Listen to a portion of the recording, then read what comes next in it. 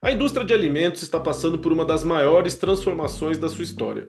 Mudanças no comportamento do consumidor, novas demandas por saúde, sustentabilidade e conveniência, além de pressões na cadeia produtiva, estão redesenhando como os alimentos são produzidos, distribuídos e consumidos no mundo. Entender essas tendências globais não é mais uma opção, é uma condição para quem quer se manter relevante e competitivo. Eu sou Daniel Sakamoto e no episódio de hoje vamos analisar as principais tendências que estão redefinindo a indústria de alimentos e o que elas significam para marcas, varejistas e consumidores. Gostou do tema? Então se prepare porque o episódio já vai começar. Varejo SA Podcast, episódio 218. Tendências globais que estão redefinindo a indústria de alimentos. Este episódio tem o apoio do SPC Brasil, maior empresa brasileira de gestão e inteligência de dados. E a nossa convidada de hoje é Poliana Claudino, gerente de projetos da Anuga Brasil, uma das maiores plataformas internacionais de conexão e tendências da indústria de alimentos. A Poliana acompanha de perto o que está acontecendo nos principais mercados do mundo e nos ajuda a traduzir esses movimentos para a realidade do Brasil. Olá, Poliana, seja muito bem-vinda ao Varejo SA Podcast, tudo bem? Tudo, Daniel, um prazer, obrigada pelo convite, um prazer falar com vocês aqui e me sinto lisonjeada, né, em poder passar algo que eu tenha de conhecimento de todo esse nosso setor de alimentos e bebidas, especificamente sobre a Feira Nuga Brasil, mas com certeza sobre essas tendências, essas novidades, essas trends, né, o setor de alimentos e bebidas como um gigante mundial, vai trazer nos próximos anos. Muito bem. A gente fica muito feliz em receber você aqui, porque esse tema de tendências globais que estão redefinindo a indústria de alimentos, ela certamente impacta bastante o setor de comércio e serviços aqui no Brasil. Então, acho que é um tema que quem está nos acompanhando aí vai sair desse episódio com bastante informação. Vamos falar um pouquinho, para começar, sobre esse novo consumidor global. Como que você enxerga que o consumidor hoje tem se relacionado com a indústria de alimentos? Está mudando muito do que era no passado porque a gente tem hoje nessa relação? Demais, Anny, demais. E assim, não é só falando, né, a gente sempre está acompanhando dados e pesquisas e mercado e tudo mais, mas quando a gente olha, a gente pensa sobre consumidor, nós somos consumidores, né? Nós consumimos o setor de alimentos e bebidas indo para o mercado, o setor de food service com alimentação fora do lar, seja num delivery também que tem crescido. Então, nós, enquanto consumidores, enquanto shoppers, nós estamos a todo momento mudando, né?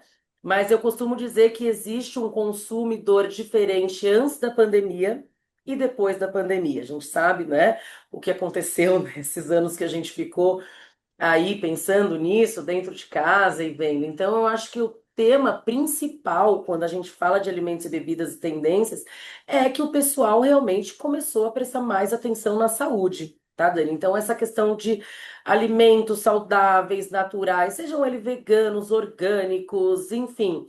É tendência, só se fala sobre isso praticamente, obviamente alinhado à tecnologia, à inovação, mas esse consumo consciente de um alimento que agora a gente busca saber da onde ele vem, como ele foi plantado, como ele foi colhido, né? É a tendência realmente. Diferentemente também, existem tendências que costumam vir muito do Brasil, né? O brasileiro, o povo daqui da América do Sul tem umas tendências diferentes, mas quando a gente fala em mundial, realmente é a saudabilidade, é a procura por alimentos realmente que tenham ingredientes legais, que tenham uma história bacana hoje em dia. Então, as grandes indústrias, inclusive, estão precisando se reformular, porque a tendência dos menores realmente está vindo bem pesada, viu, Daniel?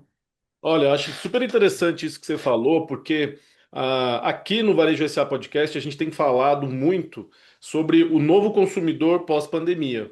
A gente fala que a gente está diante de um novo consumidor que a pandemia trouxe mudanças. O consumidor ele está mais preocupado em criar conexão com as marcas e produtos que consome. Ele quer saber mais sobre as empresas, ele quer se envolver mais. Existe um propósito vinculado ao consumo do que aquele mero consumo antes da pandemia. A pandemia realmente teve esse papel de mudar muito a rotina, os valores, os interesses, as expectativas dos consumidores. E a gente quase não fala aqui no Varejo SA Podcast sobre o mercado de alimentos e bebidas. A gente fala muito de marcas de roupa, marca de tecnologia, marca de eletrônicos, de calçados. A gente fala de um varejo mais do consumo de bens materiais e não tanto de alimentos. Então, é muito bom ver também que nessa indústria de alimentos a visão do novo consumidor está muito alinhada. Como que você compara um pouco desse consumidor no Brasil com consumidores ao redor do mundo? Você representa, trabalha aqui numa empresa que está focada no mercado brasileiro, mas a Anuga ela é mundial, né? Como que você enxerga o brasileiro nesse contexto mundial? A Feira Nuga Brasil, nós estamos aqui há 7 edições, né? A feira, obviamente, a gente vai falar um pouquinho sobre ela mais especificamente mais para frente, mas como estou à frente da feira desde que ela entrou no Brasil, realmente eu tenho estudado bastante sobre esse mercado e vejo como está evoluindo, né, Daniel? E tenho a possibilidade, então, quando você comenta muito mais focada no Brasil, também não. A feira ela é uma feira internacional. Então a gente reuniu na última edição expositores de 38 países ao redor do nosso globo e 65 países visitantes. Ou seja, a gente tem esse viés internacional também. E pegando o gancho da sua pergunta, né? O consumidor brasileiro, ele sim, ele está muito focado em saudabilidade, mas a gente sabe, né? Nosso PIB, 11% do nosso PIB é representado pelo setor de alimentos e bebidas. É um mercado realmente gigantesco, mais de 50 mil indústrias nacionais, né? E muitas delas já exportam. Então, quando você tem esse viés da indústria brasileira exportando, né? E aí a gente sabe que somos maiores aí, exportadores, carne, café, cacau, laranja e tudo mais. Então, o mundo todo, eles consomem muito o que o Brasil tem, né? Muito voltado para o agro, sim, mas eles pegam os nossos alimentos e transformam, né, em outros, um produto final e industrializado, enfim, produto de prateleira, né? O que acontece então é que somos grandes exportadores, sim, e principalmente os europeus, eles consomem muito do que a gente tem aqui de produção. Obviamente, essa questão dos ultraprocessados, que vem muito se falando na nossa indústria também, né? As grandes marcas, não só nacionais, mas as internacionais também, elas estão precisando se reformular, né? Em questão de ingredientes que elas usam, em questão de aditivos que faz ou não bem para a saúde e tudo mais.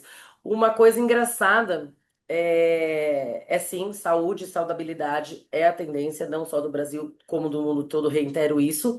Mas, por exemplo, estive agora, né, com essa internacionalização, realmente eu tenho a oportunidade. Então, a Nuga existe no Brasil, mas a gente tem Índia, Japão, China, Espanha, Estados Unidos. Então, a gente tem uma gama que eu posso, né, estar presente nesses países e vendo o que há de tecnologia, o que eles estão trazendo de tendência. Estive agora no final do ano passado também em uma feira, na Europa, especificamente na Alemanha, e foi muito interessante porque eles falam muito, por exemplo, sobre proteína, né? Proteína, obviamente, nunca vai deixar de existir, só que a proteína alternativa. Então, a Hum. proteína alternativa, óbvio, vem com aquela questão de proteína proveniente de leguminosos e tudo mais, mas eles estão falando em proteína de insetos. Isso a gente não fala no Brasil, Daniel. Isso não existe aqui. Muito com o viés asiático, a gente, né, escuta matérias, a gente, né, desde sempre ouve falar que na Ásia se consome muito, mas agora essa proteína, né, alternativa tá super pegando na Europa, então os asiáticos já entenderam que, olha, não é só o animal, o inseto também, entendeu? Tem proteína, tem suas vitaminas, suas vantagens. Não sei se isso vai pegar no Brasil, eu espero que demore um pouquinho mais, mas são tendências realmente que a gente vê que pode chegar aqui, mas que lá já está super se falando, né? Aqueles shots funcionais também, não sei se você já teve a oportunidade de experimentar ou não, de uns 2 anos para cá, muito voltado para o setor de bebidas, né?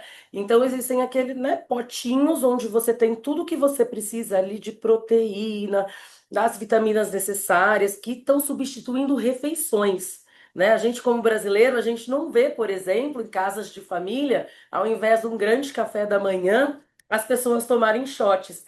Na Europa, super já isso já pegou. Então, esses shots funcionais também, eu acho que é algo que brasileiro também vai gostar. Daqui a pouco já tem algumas indústrias menores que já estão de olho no futuro, mas então são tendências que há no mundo inteiro e que aqui no Brasil daqui a pouco está chegando. Não, e isso que você está falando faz todo sentido, né? Porque tendências globais a gente sempre fica de olho, mas nem tudo se adapta rapidamente no gosto do brasileiro, na nossa cultura, na nossa maneira, né? Nossa rotina. Então é importante ficar de olho nas. Mas a gente sabe que o brasileiro tem suas particularidades em termos de refeição, em termos de alimento, a rotina do alimento fora de casa, dentro de casa, é muito própria nossa. Queria ver um pouquinho da sua opinião sobre como que a tecnologia tem impactado esse mercado. A gente tem falado de tecnologia revolucionando o varejo em vários aspectos e no aspecto de alimentos e bebidas. Como que você entende que a tecnologia está impactando? O que está mudando? Quais são as tendências de produtos que a tecnologia já permite a gente consumir? É, novamente, setor de alimentos e bebidas muito amplo. Então, aí a gente pega uma parte, né, antes do alimento final, do produto de prateleira, ou de um prato de restaurante, ou de uma entrega de um delivery que a gente pega.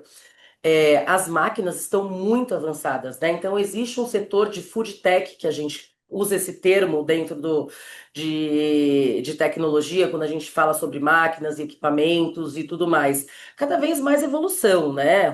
Sobre robótica, sobre máquinas de impressão 3D, isso a gente super escuta em outros tipos de indústria, como você está falando, de repente um parque fabril do automotivo ou de vestuário e tudo mais. Dentro de alimentos e bebidas, isso super acontece também. Então, hoje, por exemplo, uma máquina 3D que a gente tem só no nosso conceito de que ela vai imprimir ali uma borracha ou um robozinho só vai montar um carro. A gente tem indústria brasileira, Dani, que já está fazendo salmão vegetal em impressão de máquina 3D. Então, imagina só, quando a gente fala de tecnologia, não está ligado só a alimentos. Principalmente no Brasil, que a gente tem esse pé atrás de somos somente agro.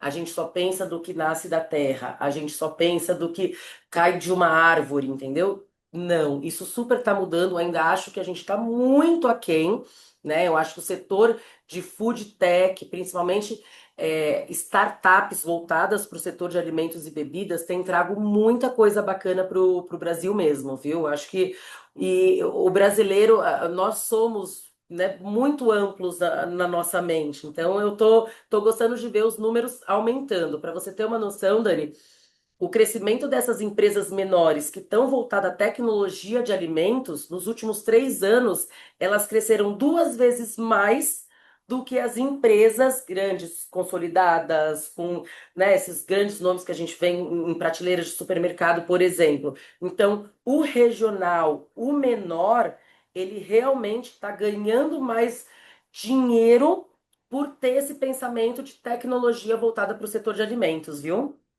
Ah, isso é muito importante mesmo, né? O Brasil, ele já é reconhecido como celeiro do mundo e a gente não dá para ter a expectativa de viver só de commodity exportando, né? A gente tem que também ter uma tecnologia para processar esses alimentos aqui e a gente poder atingir o mercado global com produtos prontos, com bastante tecnologia. Acho que esse é o caminho. É, Exato, exato. Essa questão de celeiro, inclusive, Dani, a gente usava isso antes da pandemia, tá? Hoje a gente trocou, assim, nosso slogan, que quando a gente pensa só em celeiro, é exatamente isso.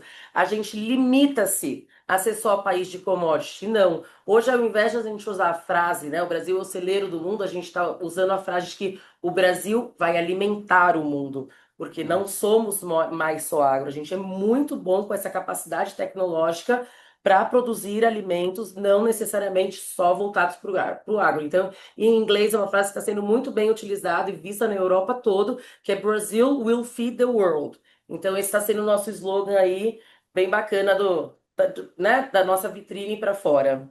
Muito bem, uma ótima visão. Bom, da mesma forma que você falou que após a pandemia o consumidor brasileiro ficou muito mais atento às questões de saúde quando se fala de alimentação, uma outra questão que o brasileiro também está mais ligado hoje em dia é na sustentabilidade.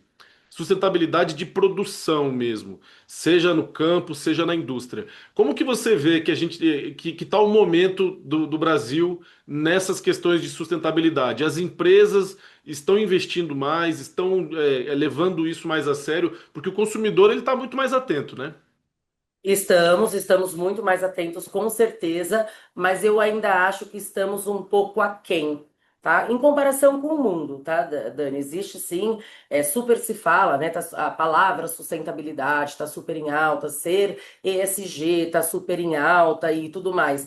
Na verdade, como, né, grande parte do nosso território é voltado para o agro mesmo, a gente nunca teve tantas emissões quanto países europeus, por exemplo, que queimam carvão para produzir energia, entendeu? O brasileiro, a gente não chegou aí, a nossa terra é muito fértil, a gente sim tem que estar ligado nessa sustentabilidade, obviamente, mas eu acho que assim, a Europa precisa muito se preocupar com isso antes, né?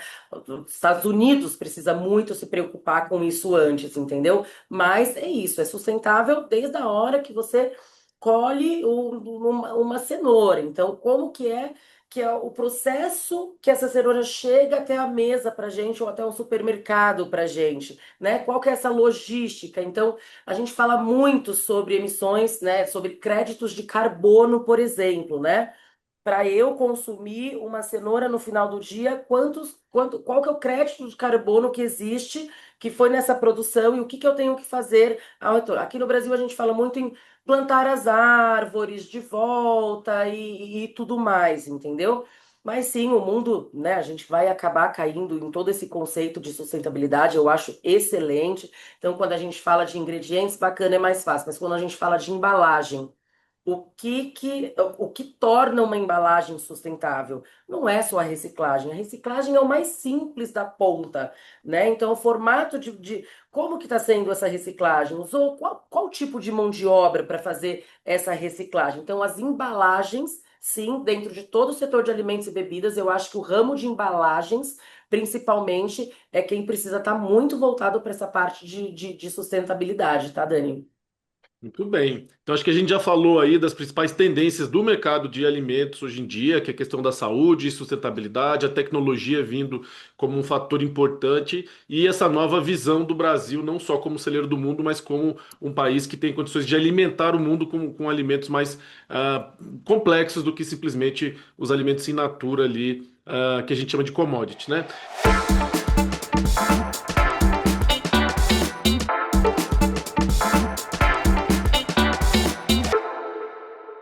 Eu queria falar um pouquinho agora sobre a Anuga Brasil e a feira. Provavelmente quem está nos ouvindo e não é dessa área de alimentos e bebidas não deve conhecer. Queria pedir para você, Poliana, apresentar um pouquinho o que é a Anuga e o que é a feira. Vamos entrar um pouco agora para essa parte mais específica. Não, bacana, bacana, Dani. Na verdade, a Nuga Brasil é a filha, né? Uma das filhas, uma dos países que conseguiu consolidar uma marca da grande mãe, que é a Nuga Colônia. A Nuga Colônia já acontece, né? Colônia, cidade da Alemanha, já acontece há mais de 100 anos. Se não me engano, 104 edições já. Né? Então é a grande mãe, feira mãe do setor de alimentos e bebidas, antes da Guerra Mundial essa feira foi criada. Então, imagina o que que ela não significa para o mundo como um todo, né? E pensando nisso, obviamente, a Comerc é uma empresa, né, alemã, foi colocando as anugas ali estrategicamente. Então, a gente tem anuga Índia, anuga China, o último lançamento agora é a anuga Espanha, mas tem na Tailândia, enfim, então todos os principais polos aí de desenvolvimento e de alimentos e bebidas também mundial nós temos essa Anuga. A Anuga Brasil está indo para a sétima edição. Ela acontece agora, de 7 a 9 de abril, no Distrito Anhembi, aqui em São Paulo. São Paulo é realmente a capital dos negócios, né? O Distrito Anhembi é, sim, o pavilhão das grandes feiras, né? Depois de ser aí, passar pela reforma, tá lindo.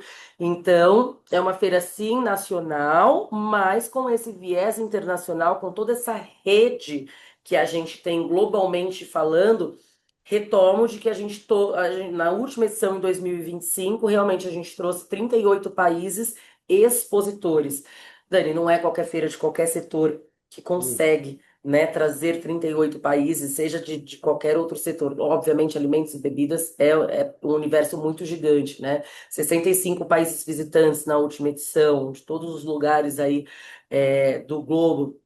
Então, a Nuga Brasil vem realmente para se consolidar como uma feira, né, de tendências e tecnologias mesmo, do novo, né, daquilo que a gente não está acostumado, daquilo que não chega para a gente. Obviamente, a Hum. gente sabe que a internet não é muito fácil hoje da gente ser perseguido, a gente procura um produto ali, o IA vem e manda outros concorrentes e tudo mais, mas, por exemplo, dentro, né? E muito de viés com o que a gente quer agregar também, né? Porque poderíamos ser só mais uma feira do setor, né? Já existem grandes outras feiras, né, nichadas em São Paulo ou no Brasil, né? Feiras nichadas para o supermercado, feiras nichadas de máquina para o setor do food service, uma feira específica do sorvete, a outra só do café, mas a Nuga, como ela é ampla, nacional e internacional, a gente tem certas parcerias e visando esse médio também, visando esse Hum. pequeno, visando o produtor, né? A gente tem pavilhões não só do Sebrae Nacional, como o Guarda-Chuva que fica em Brasília, mas a gente tem Sebrae Rio Grande do Sul, Sebrae Pará, Sebrae São Paulo, existem, né? A OCB também, que é uma parte muito interessante, que é uma parte voltada realmente para aquele pequeno, né? Para cooperativas do Brasil. Então, a OCB vem com um pavilhão com 40 marcas de cooperativas a nível Brasil. É coisa que não chega, né, para a gente facilmente, principalmente aqui em São Paulo. Então, a gente tem sim esse viés, estados, Rondônia, Tocantins também, como novidade para essa nova edição. Então, imagina um pavilhão onde você vá para uma feira e você descubra o que que o Tocantins, né, traz para o que que o Tocantins tem de alimentos e bebidas, o que que eles consomem, o que que eles estão querendo trazer para São Paulo ou para o Brasil e tudo mais. Então, a Anuga ela tem esse viés realmente de dar a visibilidade e de fazer com que esse cara, esse pequeno produtor, seja de uma cooperativa ou não, de uma startup, que nem a gente comentou para o setor de tendências de alimento e bebida, inovação, é uma vitrine para esse pequeno também estar em uma feira, ter acesso a compradores, a supermercadistas, a donos de bar, restaurante, food service. A gente tem uma parceria bastante, né, forte com o pessoal do Instituto Com Pizza aqui na feira. Então a gente traz tudo que esse setor da pizza também traz, enfim, alimentos e bebidas é gigantesco. A gente tem 10 setores na nossa feira, então ali, quando a gente fala de proteína, quando a gente fala de alimentos orgânicos, tem uma feira, né, bem parecida com a da Alemanha, mas a gente traz realmente essa inovação, né? E por isso que estamos aí chegando na sétima edição já, com mais de 550 expositores, 20 mil visitantes, rodada de negócios voando. Então, é isso que a Nuga traz aí para acrescentar para o mercado. Ah, que legal. É muito bom, né, a gente poder ter no Brasil eventos desse porte. Um evento que tem mais de 100 anos de história, a gente já realizando essas edições aqui, sétima edição no Brasil. Quem que é o público-alvo principal? É o produtor? É o empresário? É quem quer investir? É quem... Fala um pouquinho do público-alvo que vocês esperam receber na Nuga nessa edição. Quando a gente fala de uma feira não segmentada, quando a gente fala de uma feira B2B, né, são negócios. Então não é um público final. Tanto que para se credenciar na feira não é só um CPF que vem, a gente quer promover negócio. Público expositor realmente é alimentos e bebidas, seja ele desde o campo ou até mesmo produto final, né? Então, Uhum. por exemplo, tudo que a gente vai até um supermercado e a gente vê dentro de uma gôndola, 80% dentro de um supermercado é alimentos e bebidas, né? O restante fica ali com pet, carro, higiene e tudo mais. Então, tudo que você encontra dentro de uma gôndola de supermercado pode ser o nosso expositor, né? É. Tudo que, por exemplo, a nossa feira ela tem um viés, a gente tem parceiros como a Brasel São Paulo, o pessoal do Bares SP, voltados bastante para o setor do food service. Alimentação fora do ar, né? Pizzaria, padaria, esse na verdade é o público que visita. Deixa eu só voltar um pouquinho antes, porque o que eu falo é o seguinte: você vai para uma pizzaria, você pede a pizza. tudo que estiver dentro daquela massa que foi necessário para a produção, a farinha, o que que você come dentro de uma pizza, o azeite, o queijo. Então, todos esses fornecedores que transformam a pizza no que ela é, também pode ser o expositor da Anuga Brasil, tá? Mas quando a gente foca, realmente é o visitante, é o supermercadista que precisa preencher as suas gôndolas cada vez mais, Dani. Nós, como compradores, como shoppers e consumidores, a gente está mais de olho. A gente falou muito sobre isso agora. Não é mais só chegar, pegar uma embalagem e sair. Rótulos, embalagem, atratividade, nutrientes e tudo mais. Então, o dono do bar, da padaria, do restaurante, da lanchonete, da pizzaria, da sorveteria, eles entram na feira realmente em busca de tendências. E o que que é diferente, o que eu não encontro no meu dia a dia, marcas que eu já conheço, é na Anuga que eles encontram, né? A gente tem uma parceria muito forte com o pessoal da Abad também, da parte de distribuição e atacadista, de distribuidor e atacadista. E por sermos esse viés internacional, é isso, a gente tem, por exemplo, importadores uruguaios que visitam a Anuga Brasil para falar: opa, o que que eu posso levar dessa feira, especialmente de produtos brasileiros, para o meu supermercado no Uruguai? O que que Uhum. a Anuga Brasil oferece para eu comprar, levar para o Uruguai, e não só para prateleira, para transformar um alimento, para levar para padaria e tudo mais. Então, é esse match que a gente faz reunindo toda a cadeia, não só o nicho de algum setor em específico, tá? Muito bom, muito bom. E você falando, né? Você já mencionou pelo menos aí três, quatro grandes parceiros do sistema CNDL, né? Que é quem promove aqui o Varejo SA Podcast.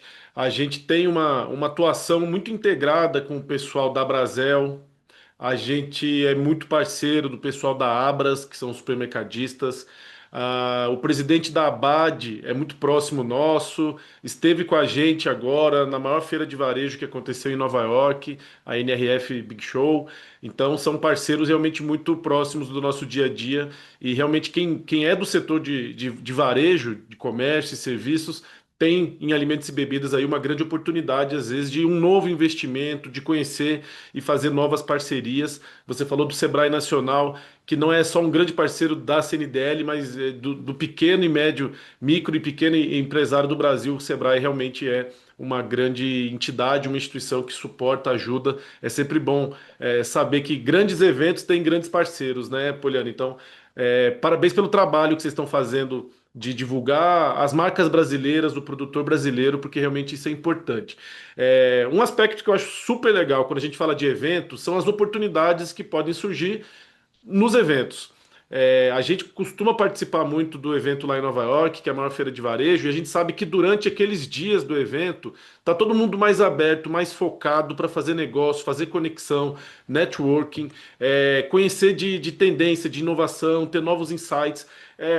Como que a Nuga consegue promover esse tipo de ganho e benefício, além da exposição das empresas e dos estandes? O que vocês fazem para realmente motivar e conectar as pessoas?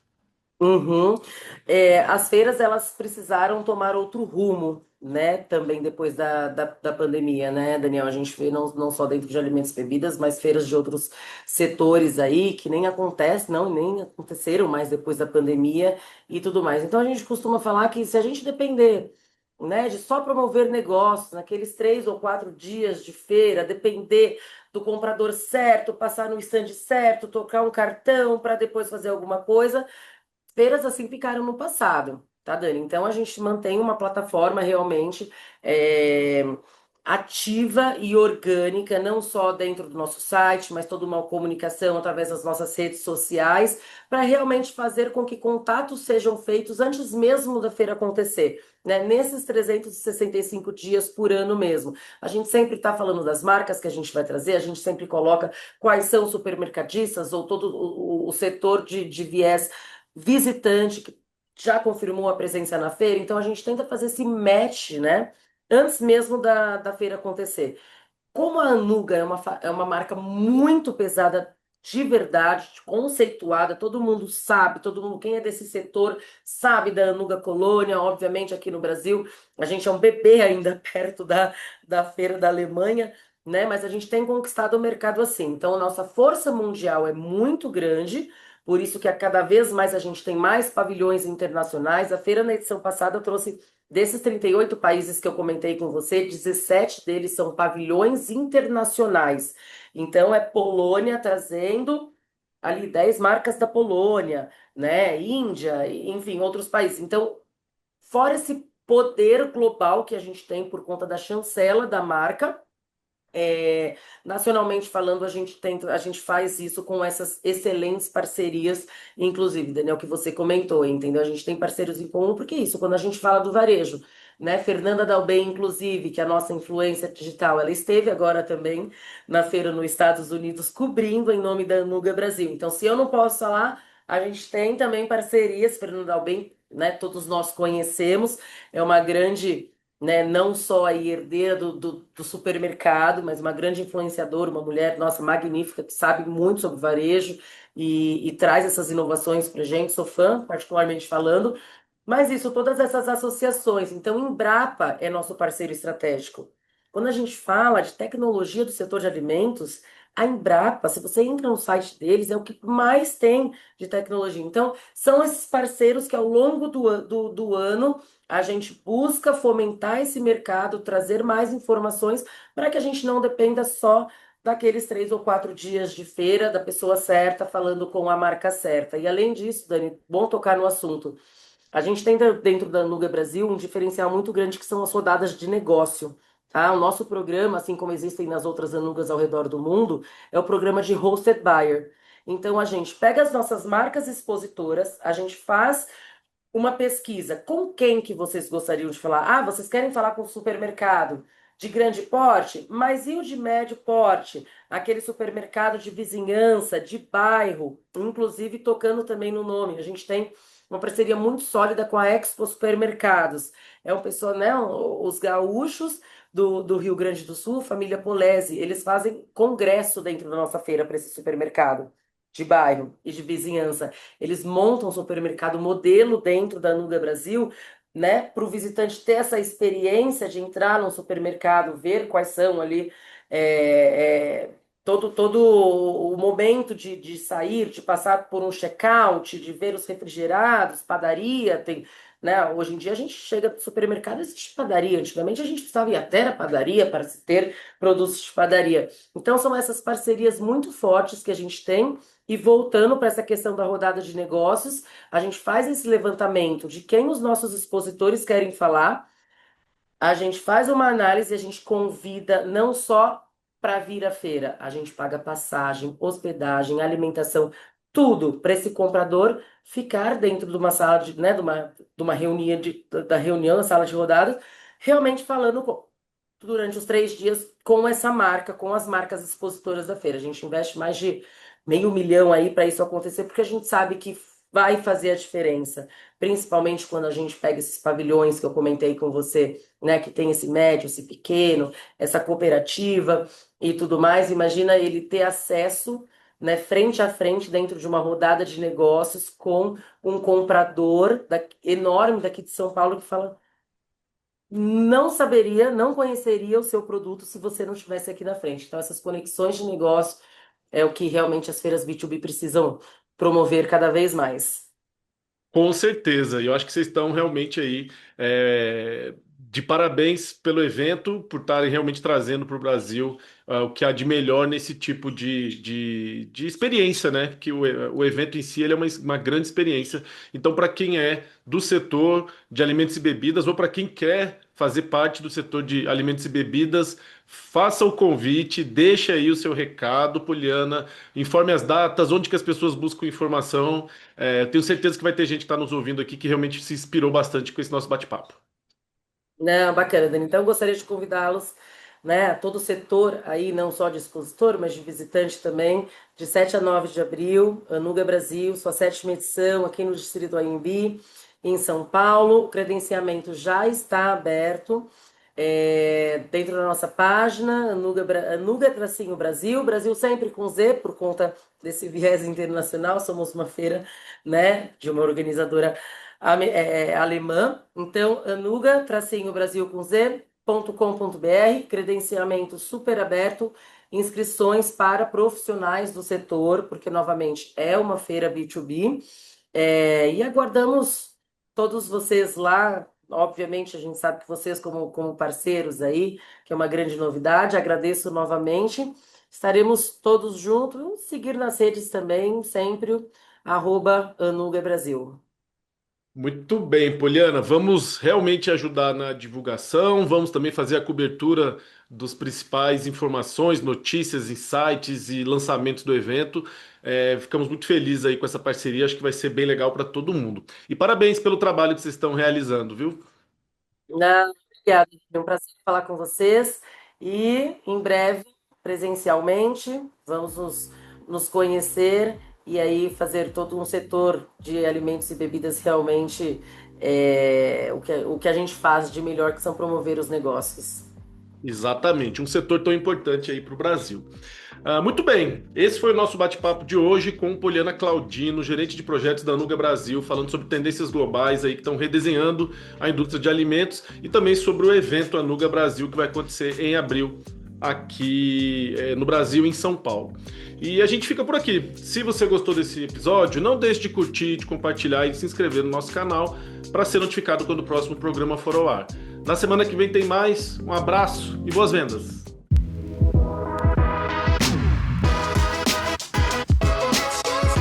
Este foi o Varejo SA Podcast.